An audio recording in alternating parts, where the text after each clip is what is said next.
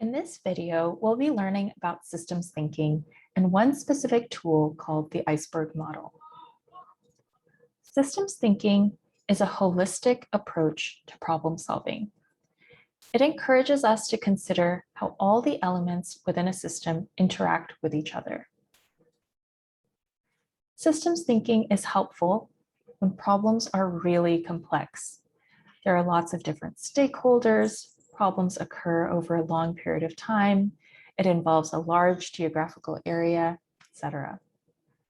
Systems thinking can also help us when we just can't seem to agree and we can't see what is blocking our path forward. Sometimes there's a solution that seems really clear, like getting vaccinated or sending kids to school, but somehow it's really hard to get buy-in. In these situations, it's helpful to zoom out and take a systems thinking approach. There are lots of tools to help you take a holistic approach to problem solving, but in this video, we'll focus on one tool called the Iceberg Model. Here is a picture of an iceberg, and as you can see, you have some of the iceberg floating above the water, but of course, there's a lot under the water as well that might be less visible. Let's take a look. At the topmost level, we have the surface level problem or event. That's the proximate problem that you can see, hear, and feel. Right below this level, we have patterns, a recognition that similar problems are occurring over time or for certain groups of people. Beneath this level, we have structures. These are the policies, organizations, and physical things that influence patterns. And at the base of it all are mental models. These are the values and beliefs that allow current structures to continue to exist. This might be a bit confusing, so let me share an example.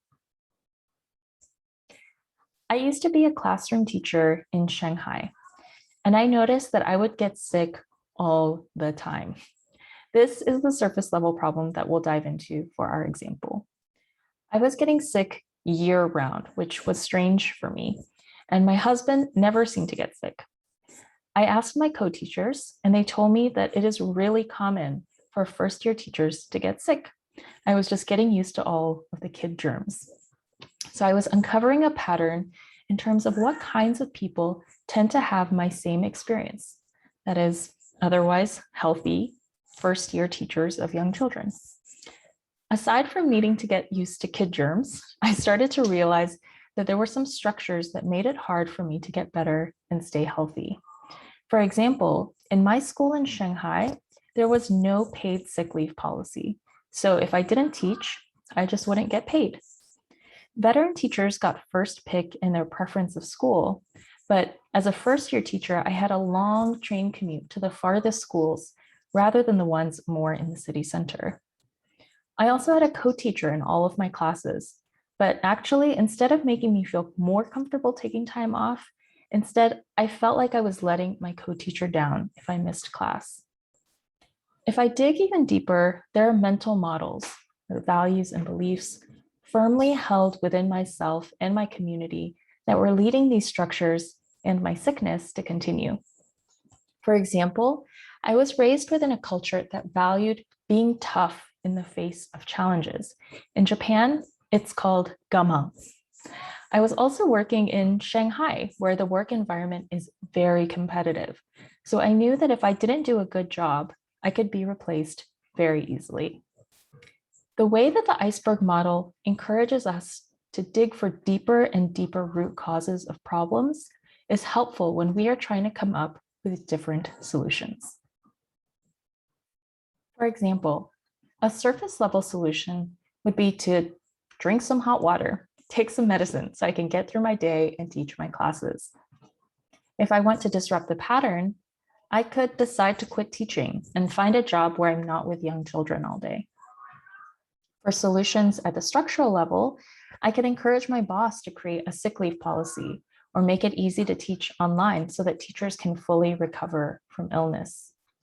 And finally, at the mental model level, if we could get the culture of work in Shanghai, in China, and worldwide to shift towards valuing mental and physical health over money, we might start taking different approaches to how we treat employees. Take a look at all of these solutions. Do you notice anything? One thing that you might notice is that as you go further down the iceberg, the more challenging the solutions become. It's certainly not impossible, though. Attitudes and beliefs do shift over time, and often young people are at the center of those shifts. Try putting this model into practice for yourself. What challenge in your community could you apply this model to? As you go through the process, what questions come up for you? You might find yourself making guesses about patterns, structures, or mental models, and that's okay. Just use that as a starting point for conversations with community members and ask if your guesses are correct or incorrect, or maybe just incomplete. Good luck.